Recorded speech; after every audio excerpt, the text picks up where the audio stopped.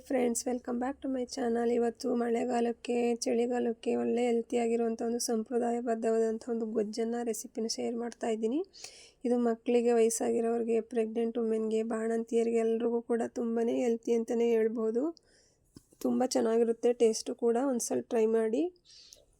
ಮಕ್ಕಳಂತೂ ತುಂಬ ಇಷ್ಟಪಟ್ಟು ಬೇಕಾದರೆ ಗೊಜ್ಜೆ ಖಾಲಿ ಮಾಡಿಬಿಡ್ತಾರೆ, ಅಷ್ಟು ರುಚಿಯಾಗಿರುತ್ತೆ. ನೋಡೋಣ ಬನ್ನಿ ಹೇಗೆ ಗೊಜ್ಜು ಮಾಡೋದು ಅಂತ. ನಾನು ಇಲ್ಲಿ ಗೊಜ್ಜು ಮಾಡ್ಕೊಳ್ಳೋದಕ್ಕೆ 1 ಮುಷ್ಟಿ ಗೋಡಂಬಿ, 3 ಟೇಬಲ್ ಸ್ಪೂನ್ ಜೀರಿಗೆ, 2 ಟೇಬಲ್ ಸ್ಪೂನ್ ಪೆಪ್ಪರು, ಒಂದು ಮುಷ್ಟಿಯಷ್ಟು ಬೆಳ್ಳುಳ್ಳಿ, 100 ಗ್ರಾಮ್ ಇದೆ ಬೆಳ್ಳುಳ್ಳಿ, ಸ್ವಲ್ಪ ಬಾದಾಮಿ ಮತ್ತು ದೊಡ್ಡ ನಿಂಬೆಹಣ್ಣಿನ ಗಾತ್ರದಷ್ಟು ಹುಣಸೆಹಣ್ಣು ಇಟ್ಕೊಂಡಿದ್ದೀನಿ.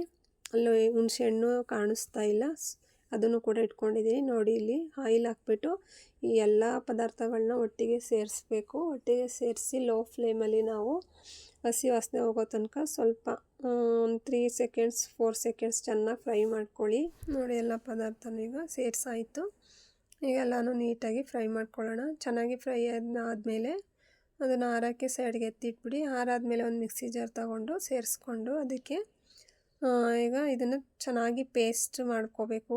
ಸಣ್ಣಕ್ಕೆ ರುಬ್ಕೊಳ್ಳಿ. ಮೊದಲೇ ನೀರು ಹಾಕಬೇಡಿ, ಸ್ವಲ್ಪ ನೋಡಿ ನೀರು ಹಾಕಿ ರುಬ್ಕೊಳ್ಳಿ ಚೆನ್ನಾಗಿ. ನೋಡಿ, ನಾನೀಗ ಸ್ವಲ್ಪ ನೀರು ಹಾಕ್ಕೊಂಡು ರುಬ್ಬಿ ಸೈಡಿಗೆ ಎತ್ತಿಟ್ಕೊಂಡಿದ್ದೀನಿ. ಇದಾದಮೇಲೆ ನಾನು ಇಲ್ಲಿ 100 ಗ್ರಾಮಷ್ಟು ತುಪ್ಪ, 150 ಗ್ರಾಮಷ್ಟು ಆಯಿಲ್ನ ಇಲ್ಲಿ ಯೂಸ್ ಮಾಡಿದ್ದೀನಿ. ಆಯಿಲ್ ಸ್ವಲ್ಪ ಜಾಸ್ತಿನೇ ಬೇಕಾಗುತ್ತೆ. ಇಲ್ಲಿ ಸ್ಟೋರ್ ಮಾಡ್ಕೊಂಡು ಇಟ್ಕೊಳ್ಳುವಂತಹ ಒಂದು ಗೊಜ್ಜಲ್ವ, ಹಾಗಾಗಿ ಎಣ್ಣೆನ ನೀವು ಸ್ವಲ್ಪ ಜಾಸ್ತಿ ಯೂಸ್ ಮಾಡಿ. ಎಣ್ಣೆ ಬೇಡ ಅಂದರೆ ನೀವು ತುಪ್ಪನೇ ಬೇಕಾದರೂ ಜಾಸ್ತಿ ಹಾಕೋಬೋದು.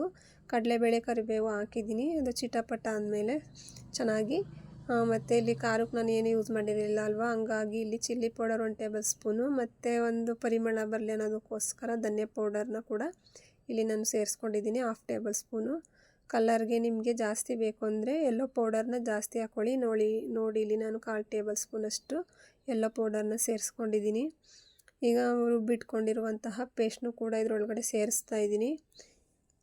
ಎಲ್ಲನೂ ಚೆನ್ನಾಗಿ ಮಿಕ್ಸಪ್ ಮಾಡಬೇಕು. ನೋಡಿ, ಎಷ್ಟು ಚೆನ್ನಾಗಿ ನೊರೆ ಎಲ್ಲ ಬಂದಿದೆ. ಈಗ ಮಾಡ್ತಾಯಿರಿ, ಆಮೇಲೆ ಸ್ವಲ್ಪ ನೊರೆ ಕಮ್ಮಿ ಆಗುತ್ತೆ. ನೊರೆ ಕಮ್ಮಿ ಆದಮೇಲೆ ಒಂದು ಅರ್ಧ ಗ್ಲಾಸಷ್ಟು ನಿಮಗೆ ಎಷ್ಟು ಕನ್ಸಿಸ್ಟೆನ್ಸಿ ಬೇಕು ಅಷ್ಟು ನೋಡಿಕೊಂಡು ನೀರು ಹಾಕಿ ಒಂದು ಲಿಡ್ನ ಕ್ಲೋಸ್ ಮಾಡಿ ಅಟ್ಲೀಸ್ಟ್ ಮೀಡಿಯಮ್ ಫ್ಲೇಮಲ್ಲಿ ನಾವು ಇದನ್ನ ಒಂದು 10 ಮಿನಿಟ್ಸು ಆವಾಗವಾಗ ಈ ಥರ ಸೌಟಲ್ಲಿ ಅಳ್ಳಾಡಿಸ್ಬಿಟ್ಟು ನಾವು ಬೇಯಿಸ್ಕೋಬೇಕಾಗುತ್ತೆ. ಇದು ಎಷ್ಟು ಚೆನ್ನಾಗಿ ಬೇಯುತ್ತೆ, ಎಣ್ಣೆ ಎಲ್ಲ ಬಿಟ್ಟು ಬರ್ತಾ ಇರುತ್ತೆ ಸೈಡಲ್ಲಿ. ಎಷ್ಟು ಚೆನ್ನಾಗಿ ನಾವು ಬೇಯಿಸ್ಕೊತೀವಿ ಅಷ್ಟು ಚೆನ್ನಾಗಿರುತ್ತೆ ಈ ಗೊಜ್ಜು. ನೋಡಿ, ಎಷ್ಟು ಚೆನ್ನಾಗಿ ಬೆಂದಿದೆ ಅಲ್ವಾ. ಇನ್ನೂ ಬೆಂದಿಲ್ಲ. ನೋಡಿ, ಈ ಥರ ಅಲ್ಲೇ ಆವಾಗವಾಗ ಈ ಥರ ಸೌಟಾಡಿಸ್ತಾರೆ, ಇಲ್ಲಾಂದರೆ ತಳ ಹತ್ಬಿಡುತ್ತೆ. ಮತ್ತು ನಾನು ಇಲ್ಲಿ ಕ್ಲೋಸ್ ಮಾಡಿ ಬೇಯಿಸ್ಕೊತಾ ಇದ್ದೀನಿ. ಟೋಟಲ್ 10 ಮಿನಿಟ್ಸ್ ಆಯಿತು. ನೋಡಿ, ಎಷ್ಟು ಚೆನ್ನಾಗಿ ಗೊಜ್ಜು ರೆಡಿಯಾಗಿದೆ. ನೋಡಿದ್ರೇ ತಿನ್ನಬೇಕು ಅನಿಸ್ತಿದೆ. ಈಗ ಲಾಸ್ಟಲ್ಲಿ ನಾನು 2 ಟೇಬಲ್ ಸ್ಪೂನು ಜಾಗ್ರಿ ಪೌಡ್ರು ಅಂದರೆ ಬೆಲ್ಲನ ಸೇರಿಸ್ಕೊತಾ ಇದ್ದೀನಿ. ಇಲ್ಲಿ ಬ್ಯಾಲೆನ್ಸ್ ಆಗಬೇಕಲ್ವ ಎಲ್ಲ, ಅದಕ್ಕೋಸ್ಕರ. ಇದು ಬೇಕಾದ್ರೆ ನಿಮಗೆ ಬೇಕಂದರೆ ಹಾಕೋಬೋದು, ಇಲ್ಲಾಂದರೆ ಶುಗರು ಕೂಡ ಆ್ಯಡ್ ಮಾಡ್ಕೊಳ್ಳಿ, ತುಂಬ ಟೇಸ್ಟ್ ಬರುತ್ತೆ, ಅದಕ್ಕೋಸ್ಕರ. ನೋಡಿ, ಎಷ್ಟು ಚೆನ್ನಾಗಿ ಬೇಯಿತು ನೋಡಿ. ಈಗ ಫೈನಲಿ ನಿಮಗೆ ಎಷ್ಟು ಬೇಕೋ ಅಷ್ಟು ಉಪ್ಪನ್ನ ನೋಡಿಕೊಂಡು ಹಾಕ್ಕೊಳ್ಳಿ. ಇಲ್ಲಿ ನಾನು 2 ಟೇಬಲ್ ಸ್ಪೂನ್ ಉಪ್ಪನ್ನು ಹಾಕ್ಕೊಂಡಿದ್ದೀನಿ. ಅದನ್ನು ಕೂಡ ಚೆನ್ನಾಗಿ ಮಿಕ್ಸಪ್ ಮಾಡ್ತಾ ಇದ್ದೀನಿ. ಈಗ ಒಂದು ಸೆಕೆಂಡು ಇದನ್ನು ಚೆನ್ನಾಗಿ ಬೇಯಿಸ್ಕೋಬೇಕು. ನೋಡಿ, ಎಷ್ಟು ಚೆನ್ನಾಗಿ ಬಂದಿದೆ ಗೊಜ್ಜು ಗೈಸ್. ನೋಡಿ, ಅನ್ನ ಮುದ್ದೆ ಎಲ್ಲದಕ್ಕೂ ಚೆನ್ನಾಗಿರುತ್ತೆ ಮತ್ತು ಹೆಲ್ತಿಯಾಗಿರುವಂತಹ ರೆಸಿಪಿ ಅಂತಲೇ ಹೇಳ್ಬೋದು. ಇದು ಬಾಣಂತಿಯರಿಗೆ ತುಂಬಾ ಉಪಯುಕ್ತ. ಬೆಳ್ಳುಳ್ಳಿನ ನಾವಿಲ್ಲಿ ಜಾಸ್ತಿ ಯೂಸ್ ಮಾಡಿರೋದ್ರಿಂದ ಅವ್ರಿಗೆ ಹಾಲಿನ ಉತ್ಪಾದನೆ ಕೂಡ ಜಾಸ್ತಿ ಆಗುತ್ತೆ.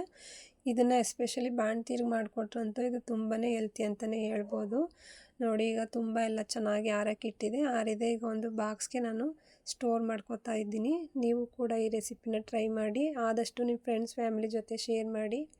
ಬಾಣಂತಿಯರು ಇರ್ತಾರಲ್ಲ ಅವ್ರಿಗಂತೂ ಇದನ್ನು ಖಂಡಿತ ಶೇರ್ ಮಾಡಿ. Thank you for watching. Love you all. Bye bye.